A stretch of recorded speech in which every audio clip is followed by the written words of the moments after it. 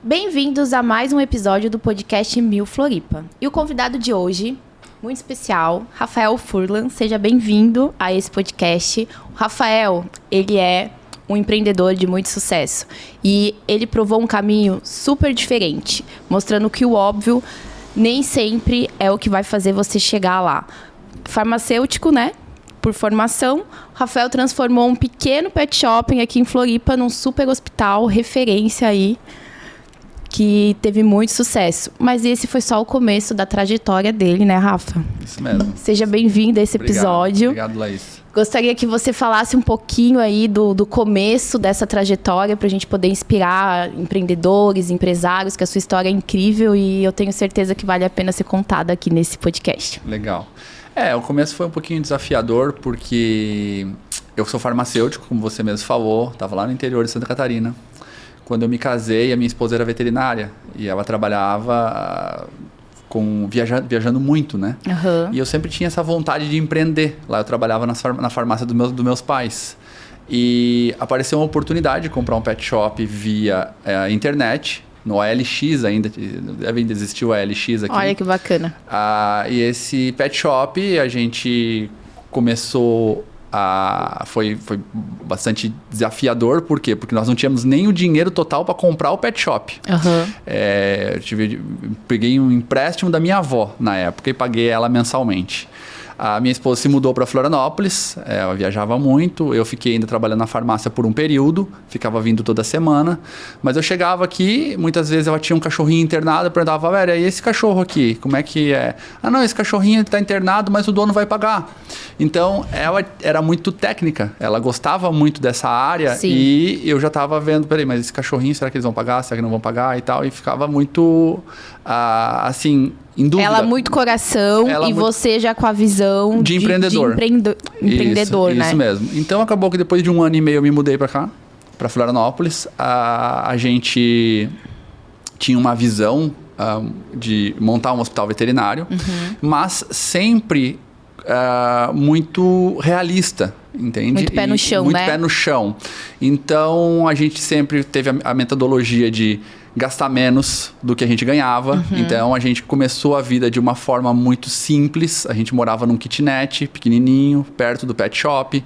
Uhum. Então, trabalhando muito, sempre enxugando muito, procurando gastar o mínimo possível e fazendo com que aquilo fosse se desenvolver solo, né? Que aquilo mesmo tivesse um bom desenvolvimento. Então, a gente não tinha muito esse negócio de comprar roupa, de sair para jantar fora. Era sempre muito enxuto, entende? E sempre reinvestindo no negócio. Porque eu noto que muitas vezes, muitos empresários, quando eles começam a trabalhar, eles veem as primeiras entradas de caixa e pensam que aquele dinheiro já é um dinheiro para curtir. E mistura a parte pessoal com a parte profissional. A gente sempre teve isso muito bem dividido. A gente tinha o nosso... Muito bem administrado, o nosso Prolabore e tinha a parte do pet shop. Uhum. Então, sempre reinvestindo no negócio. A gente gostava muito, a Valéria ama os animais, então apaixonada por aquilo, os clientes sentiam isso, viam, principalmente porque é uma área com a qual, quando você vê que alguém gosta mesmo, os animais são tratados como pessoa, isso faz um grande diferente. Quem tem animais sabe como funciona isso. Eu procurei sempre ser muito organizado nos negócios, entende? Então, com uma meta, né? Sempre muito clara na nossa cabeça, de que era crescer, eventualmente fazer um hospital veterinário, ser referência, fazer o melhor atendimento que tinha, e a parte administrativa sempre muito bem organizada, entende? Gastando menos do que ganha, e isso acabou que tudo que sobrava a gente reinvestia no negócio. Então... E com excelência também, né, Rafael? Que eu lembro que vocês sempre inovaram muito. Então, por estar em Jurerê, que, né, é o bairro mais sofisticado de Florianópolis, para quem não conhece, tem um público né? Eu lembro que tudo era diferente lá no hospital. Você inovava com carrinho de cachorro, boutiquezinha, coisas, né, produtos também. Então, além da parte de hospital, que sempre foi muito boa, todos os mimos e a perfumaria também Sim. era uma coisa diferente que a gente não via aqui, né, em Floripa. Era Sim. carente, né? A gente viajava muito. Quando tinha eventos em São Paulo, a gente ia pra lá, procurava o que tinha de novidades. As melhores marcas, né? Isso, lançava alguma coisa lá no Japão, a gente procurava ver um importador para trazer. Então, assim, a gente trabalhava, igual você mesmo falou, com o público A, entende? E esse público A, ele gosta de novidade, ele gosta de ter algo diferente pro seu bichinho, entende? E esse público, pegando esse teu gancho, ele nos ajudou muito a crescer, porque com esse público que nós atendemos, a gente conseguiu crescer muito como pessoa e como empresário, entende? Porque a gente lidava com milionários, bilionários e pessoas de muito sucesso na área deles, entende? Às vezes técnicos de jogador de futebol, pessoas com uma energia muito boa, um pessoal que tinha assim uma vibe legal. E isso nos ajudava, nos impulsionava, porque eu acredito muito que o meio com o qual você está vivendo e trabalhando, isso nos ajuda muito a nos jogar ou para cima ou para baixo. Com e o certeza. nosso meio em Jurerê era muito promissor. Então, nos ajudou muito a gente ter objetivos grandes, a gente ser organizado e também, consequentemente, estar sempre inovando e procurando o melhor para deixar esse cliente contente, entende? Legal. Então, isso foi bem legal, assim. O Pet Shop foi um marco pra gente, porque a gente conseguiu, com aquele Pet Shop bem pequenininho, um faturamento que muitas vezes grandes hospitais não tinham, Sim. entende? Por quê? Porque a gente conseguia fazer volume de negociações, volumes de atendimento, entende? Sempre com muita qualidade, e isso atraía a gente. Eu lembro que a gente buscava cachorros do outro lado da ponte. A gente ia para São José, para Palhoça, a gente abriu para a ilha toda, ia para Beira-Mar buscar cachorro. Então, assim, os cachorros ou os gatos, enfim, a gente tinha... A Valéria não tinha um não, entende? Sempre ela falava o seguinte: olha, se precisar levar o cachorro para São Paulo fazer uma tomografia, a gente levava. A gente não tinha um limite para isso, entende? A gente mandou o cachorro para os Estados Unidos, colocar um stent no coração. Então, assim, isso fez com que a gente sempre estivesse procurando mais, entende? Fidelizava muito os clientes, Fidelizava né? muito o cliente. Então, vinha cliente do sul do estado, de outros lugares do norte do estado, da serra, para tratar com a gente, entende? Então... Passava uma confiança e uma credibilidade super diferente, né? Isso mesmo. Quando você trabalha com amor, com organização, eu vejo que juntando essas duas coisas, a parte técnica muito bem feita, o amor muito legal, é muito bom, e também essa parte do empreendedorismo bem organizado, é fundamental para o negócio ter uma boa saúde, entende? Sim. Ô, Rafa, e quanto tempo que você ficou com a Pet Shopping até vocês abrirem o hospital maior, né? Então, que tem até hoje aqui em Floripa. Isso, o Pet Shop foi de mais ou menos uns 6 anos. Uns 6 anos de trabalho. 6 anos de trabalho. Nesse Pet Shopping que vocês compraram, que você contou. E aí o que aconteceu? O ser humano tem como é que eu vou te dizer? Um costume de se acomodar, né? E nós estávamos acomodados no Pet Shop com um faturamento muito interessante, porém era alugado a sala. E o dono da sala começou a sinalizar que ele queria vender aquela sala, entende? Em determinado momento ele falou: olha, já não tenho mais como alugar para vocês, a gente vai alugar a sala. E, enfim, a gente se viu com a necessidade de se mexer. Tá. Então, aquela ideia, aquele sonho de montar o hospital foi no momento que a gente botou em prática. A gente deu um passo bem grande, porque Jurerê, os imóveis já são um valor bem expressivos. A gente comprou um terreno e com o próprio andar do Pet Shop a gente foi tocando a obra, entende? Legal.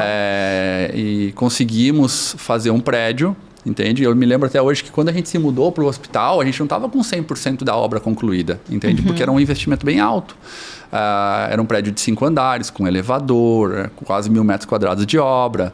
Então a gente selecionou Pet Shop num andar, banho e tosa no outro andar, hospital, centro administrativo.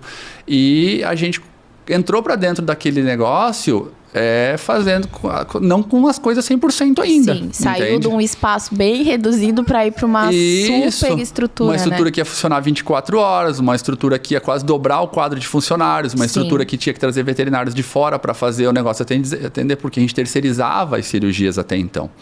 Então, aquilo ali foi bem desafiador, entende? Aquilo ali foi uma coisa bem interessante, assim, tudo que aconteceu na nossa vida. Por quê? Porque ali a gente já não teve mais final de semana, Ali a gente já teve que trabalhar praticamente 24 horas. Ali a gente viu que a nossa vida estava sendo muito focada naquele negócio, entende? Então foi um desafio muito grande, assim. Já viu que você não poderia controlar tudo, entende? Porque no pet shop era 80 metros quadrados. Você imagina sair de 80 para 1.000. Então, ali naqueles 80 metros quadrados, você sabia tudo o que estava acontecendo. Quando foi para o hospital, você já não sabia o que estava acontecendo lá dentro. Sim. Você estava lá no andar lá em cima, você não sabia o que a telefonista estava falando. Outra dimensão, né? Era outra linha. A Valéria, às vezes, estava consultando, tinha alguém operando, como tinha 2, 3 cirurgias acontecendo ao mesmo tempo, fazendo raio-x, animal internado. Começa a ter que delegar muito mais, né? Você tem que saber lidar com pessoas, você tem que saber a delegar, você tem que saber criar padrões, criar um sistema organizacional diferenciado. Então... O Cadu colocou uma imagem aí do hospital. Esse foi o nosso prédio que a gente construiu lá em Jurerê. Depois era legal resgatar para colocar aqui no podcast a foto do primeiro também. Isso. Não sei acho que o Cadu não vai ter, mas depois a gente pode colocar na edição. E esse foi muito legal também pelo seguinte, porque a gente ficou quase 2 anos construindo. E a gente construiu o subsolo, nos deu um know-how muito grande na área da construção para construir tudo isso. Por quê? Porque aí dentro a gente trabalhou com epóxi, a gente trabalhou com produtos de alta qualidade, com pisos que geralmente não se usa. E isso nos ajudou muito a ter uma noção sobre a construção civil. Sim. Isso me ajudou muito. Eu notei assim que eu gostava muito da construção civil. Nesse momento aí foi onde abriu um gatilho bem legal. Te deu um clique, assim. Deu um clique bem legal. Então, e foi incrível essa obra. Eu morei um tempo em São Paulo, já fui em vários hospitais, referências lá.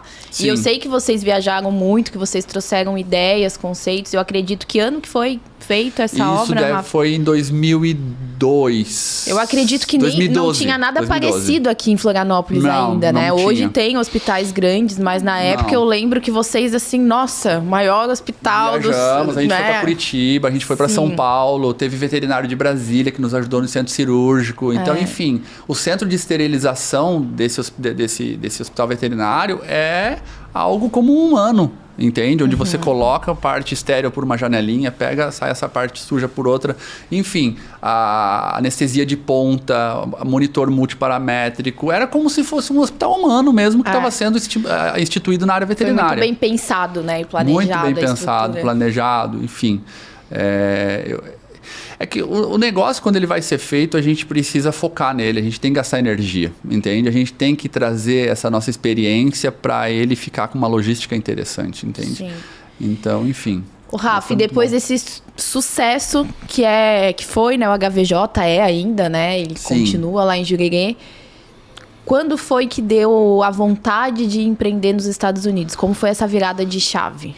Então, por muitos anos, depois que eu casei com a Valéria, eu escutava muito ela falar de morar fora. Ela já tinha ido morar fora. Já era um desejo da Valéria. Ela já tinha ido morar fora. Ela tinha ido morar fora com o pai dela por alguns meses na Europa, quando ele foi fazer pós-doutorados, enfim.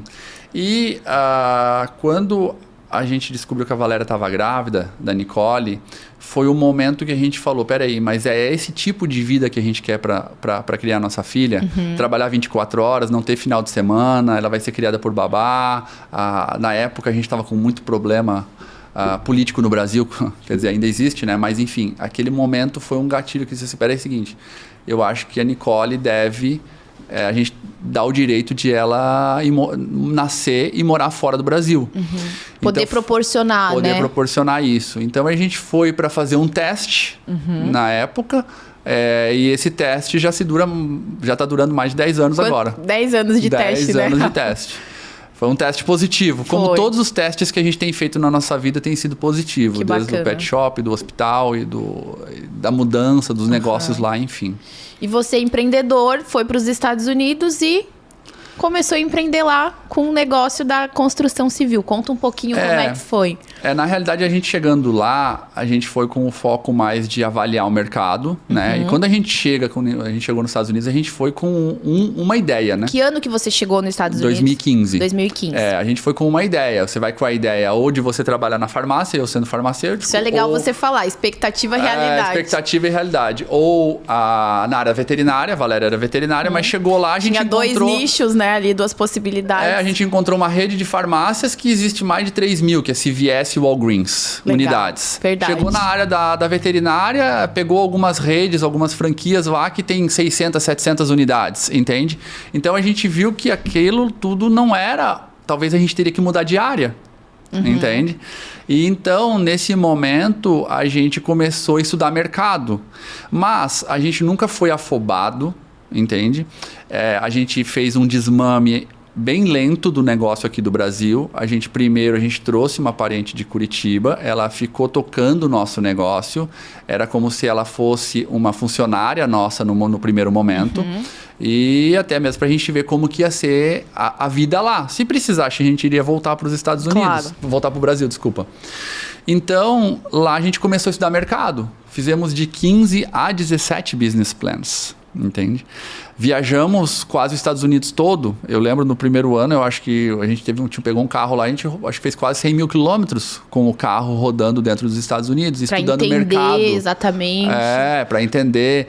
Então a gente tinha um foco, primeiro, que era ter tempo com a nossa filha. Entende? Esse era o principal propósito. Esse era o principal, algo que desse dinheiro, claro, e que também que a gente estivesse ajudando as pessoas. Então tudo que nós iríamos fazer dos business plans, a gente tinha esses 3 objetivos. Esses 3 pilares principais. Esses 3 pilares. Alguns paravam no segundo pilar, alguns ia, enfim. E cada business plan, você não gasta 1 ou 2 horas, você gasta bastante tempo para você poder avaliar isso daí, entende? Então, e na época... Vem uma pressão, porque na época o dólar estava 4-1 mais ou menos. Você vê, hoje está quase 6, mas naquela época estava 4-1. E a gente já sentia pressão, porque todo o dinheiro que você mandava daqui, se você mandasse 10 mil reais daqui para lá, chegava a $2.500, entende? Então a gente tinha uma pressão do tempo, uma pressão pessoal para fazer o negócio acontecer, mas também a gente tinha que respeitar os limites do negócio. A gente não queria entrar em qualquer coisa que não estivesse... Seguro, né? Seguro. A gente tinha um negócio bem promissor aqui no Brasil, entende? Mas a gente não tinha interesse de voltar. Então, esse momento foi muito desafiador, assim, de muito estudo, né? De muito estudo, de muito contato, de muito network. Às vezes as pessoas falavam, eu lembro até hoje, Rafael, tem um cara querendo montar uma fábrica de paleta mexicana. Eu saí dos Estados Unidos, eu vim para o Brasil, fui a Curitiba, fiz reunião com o cara e tal. Aí a Valéria de lá ia no supermercado, olhou, Rafael, olha, aqui tá vendendo nesse preço. Como é que vocês querem vender a paleta nesse preço, entende? Então, assim, tudo isso era muito avaliado, muita energia que a gente gastava, muito tempo que a gente gastava, mas que era necessário. E que eu noto que muitas vezes as pessoas hoje querem entrar num negócio e se deslumbram com a primeira oportunidade sem avaliar se aquilo é mesmo um negócio promissor, se aquilo vai... primeiro que nem esses pilares que nós conversamos, as pessoas não criam isso. Elas vão andando, Só vai. E não é assim. É algo que você tem que ser muito bem consciente, avaliar, para depois você poder ver o que atinge com os seus requisitos, entende? Legal. Rafa, e depois de todo esse estudo, você foi para a construção civil? Ou teve algum negócio antes? Então... Teve alguma tentativa antes desse, que é o negócio principal? Não. A gente tinha... A construção civil foi o ramo com o qual, novamente, esse gatilho de construir esse hospital aqui no Brasil, ele nos ajudou muito. Sempre tinha aquela ideia, entende? Porém, a construção civil já é ou seja, tem um valor expressivo para investimento, entende? Então, novamente... Aquele network que a gente conseguiu em Jurerê, com aquelas pessoas de sucesso, aquilo nos ajudou muito, entende? Porque nos fez a gente ter os contatos para a gente conseguir os investidores para conseguir o negócio iniciar, entende? Então, essa rede de relacionamento abriu portas para vocês, muitas portas. De certa forma, conseguir empreender num outro país. Isso. E também essa rede de... vamos dizer assim, essa facilidade que a gente tem de contatos, né, com as pessoas. A gente pegou pessoas assim, muito queridas que nos ajudaram, nos abriram as portas lá nos Estados Unidos e fizeram com que as coisas fossem prosperando e abrindo portas e caminhos, com o qual direcionou bastante para essa linha da construção civil. A construção civil, ela nos direcionou para esses pilares que nós tínhamos, que era ter tempo com a família, era... a parte de financeira, entende? E também de ajudar. É muito gratificante você, às vezes, você vender uma casa para uma pessoa que sonha, que nunca teve a primeira casa própria e conseguir ter aquela casa. Isso, assim, parece que cada projeto que a gente faz é algo que dá mais gás, assim, dá mais energia pra gente pra seguir nesse ramo, entende? Então, isso foi bem... É uma coisa que dá propósito, né? Não tem a parte financeira, que é importante, todo negócio, esse é o foco, mas se você pode ter um negócio que realmente traz a outra parte, né? Isso. A parte emocional, não, tô fazendo... tô ajudando as pessoas de uma certa forma, realizando sonhos, isso é uma coisa que... Isso é fundamental. E é por isso que hoje a gente acaba falando um pouquinho também sobre empreendedorismo, né? Porque eu noto que muita gente não sabe para que caminho seguir. Ou perde muito tempo, muita energia fazendo isso. E a gente tem uma certa bagagem com isso, por esses negócios de sucesso que a gente teve, por esse caminho que a gente trilhou, a ajudar pessoas a como fazer, o que fazer, de que forma fazer. Eu entendo que às vezes a gente quer resolver o negócio para ontem, entende? Mas no business não é assim. Você precisa deixar o tempo e ter toda essa bagagem, entende? Para depois você colocar em prática. Eu vejo muito os japoneses. Os japoneses, quando eles vão construir, eles ficam muitos anos planejando, programando e gastam menos tempo com execução. Entende? Aqui no Brasil, muitas vezes, a gente gasta muito tempo na execução e pouco tempo programando, entende? Exatamente. Então, quase tudo aqui é assim, né? Pouco planejamento então isso gera muito custo, muita decepção, muito tempo perdido. Enfim, eu acho que essa parte da coisa ser muito bem organizada é interessante. É claro que você tem que ousar. Você tem que se desafiar. Tem alguns momentos que não pode ficar só no planejamento, né? Você tem que meter a cara, você tem que ser alguém assim que vai fazer o negócio acontecer. Porque se você ficar só planejando, você não consegue tirar do papel, entende? Mas é um ousar com algumas limitações, entende? Então, quando a gente consegue pegar esse time do business, que a gente vai fazer o negócio acontecer, mas a gente tem que ter toda a bagagem na mão, toda a informação na mão para poder executar, isso ajuda muito, entende? Para a parte de empreendedorismo, que você estava falando antes, eu queria que você falasse um pouquinho, até para ajudar aí empresários e pessoas que podem estar passando por o que você já passou, essa parte de desafio, que você falou, desafios, né? Que não muda tanto os desafios de empreender no Brasil e empreender nos Estados Unidos. Tem muita gente que tem curiosidade sobre isso, como que é empreender num outro país. Então, eu queria que você falasse um pouquinho sobre isso. Então, eu vejo que assim, o básico, vamos falar assim, o feijão e arroz ele tem que ser feito, entende? Que é essa parte de avaliar mercado, essa parte de...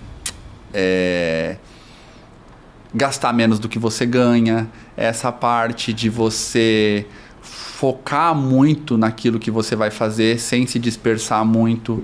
Uma coisa muito importante que nessa parte do empreendedorismo é a família, entende? Por quê? Porque se você tem ali uma família que está querendo só viajar e você precisando empreender, você entende que você acaba não tendo muito uma linha para ser seguida. Então, todo mundo tem que estar no mesmo propósito, entende? No mesmo barco. No mesmo barco, isso mesmo.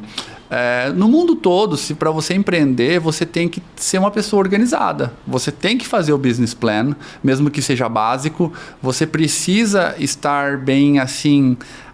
focado naquele teu negócio mesmo, do que você for fazer, entende?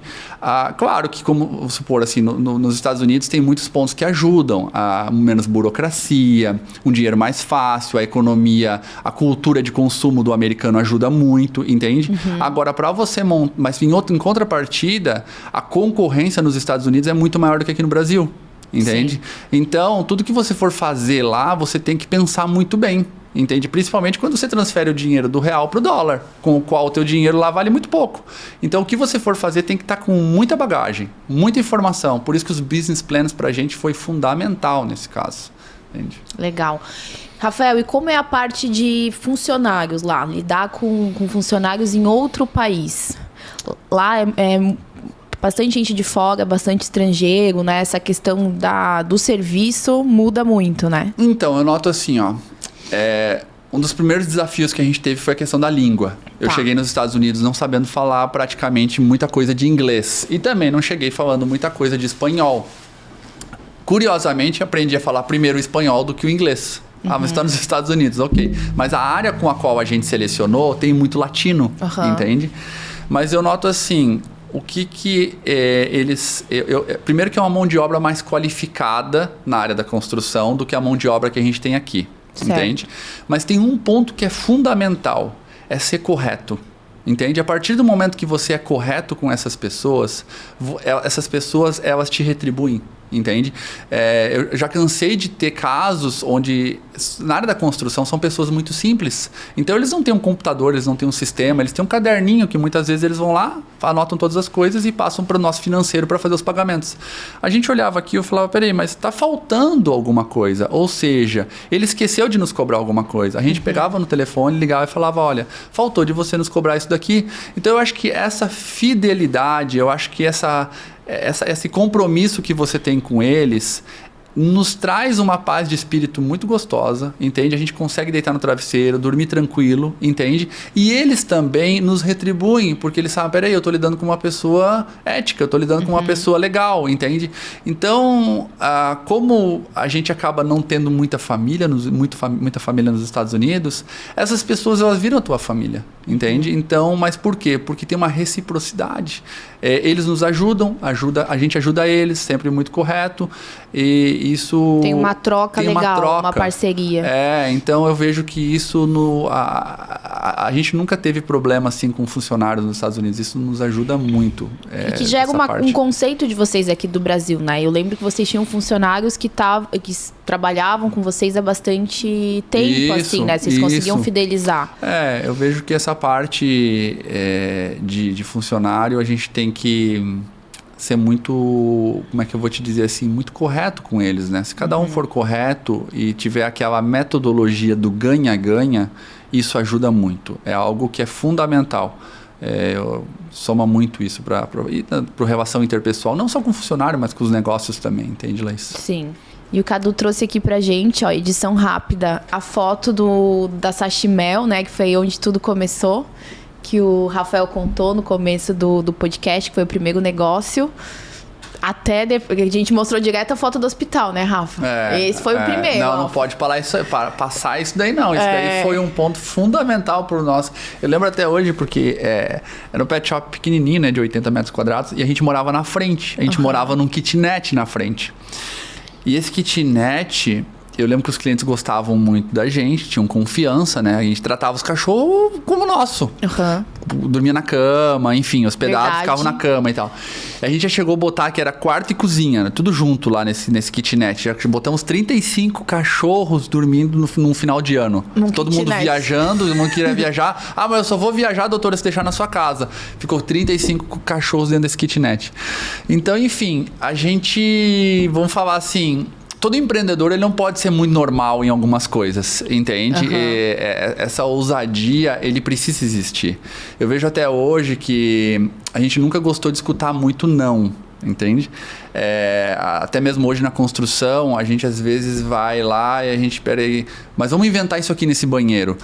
Mas seu Rafael, não vai dar certo isso.